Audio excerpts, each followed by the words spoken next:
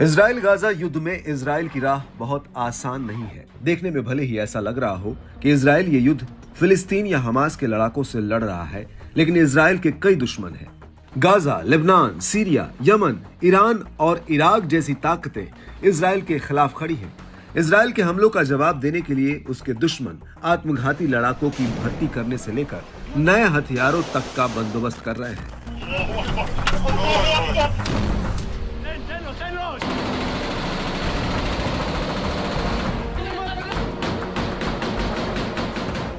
अब हमास के अल कसम ब्रिगेड ने इजरायली सेना पर हमला करने के लिए अपने हथियारों में एक नया रॉकेट RPO-A शामिल किया है।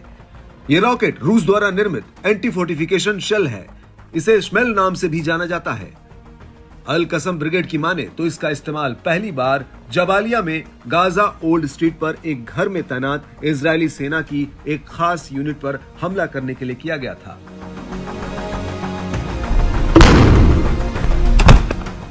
रूस द्वारा निर्मित इस पोर्टेबल रॉकेट की खूबियां जबरदस्त हैं, जो किसी भी युद्ध में बड़ी भूमिका निभा सकती है। आइए जरा इसकी खासियत से आपको वाकिफ कराते हैं। इस पोर्टेबल रॉकेट की अधिकतम रेंज 950 मीटर है। इसकी डायरेक्ट फायर क्षमता 300 मीटर है। यह रॉकेट लॉन्चर युद्ध के मैदान में पैदल सेना के लिए बहुत उपयोगी है। वजन में हल्का होने के चलते पैदल सेना इसे अपने साथ लेकर चल सकती है। इसे कंधे पर रखकर ही अपने टारगेट पर हमला किया जा सकता है। ये दुश्मनों के हल्के बख्तरबंद वाहनों को नष्ट करने में सक्षम है। आपको बता दें कि इजराइल अक्टूबर से अब तक गाजा में लड़ रहा है और उसने गाजा पर कई हवाई हमले किए हैं।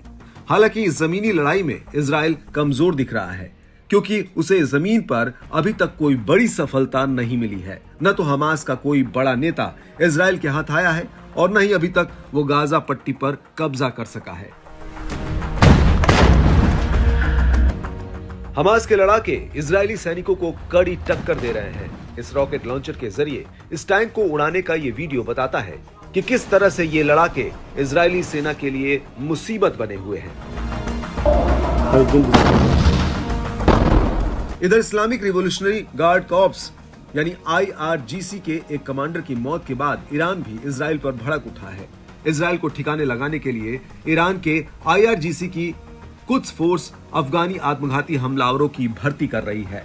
लगभग 3 महीने से जारी इस युद्ध से जहां गाजा को जान माल का भारी नुकसान हुआ है, वहीं इजराइल के भी काफी सैनिक मारे गए हैं।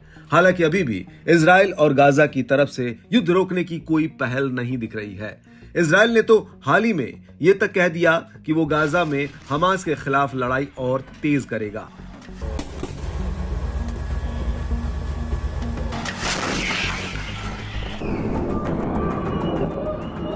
इधर ईरान ने भी अपने कमांडर की मौत का बदला लेने की कसम खाई है।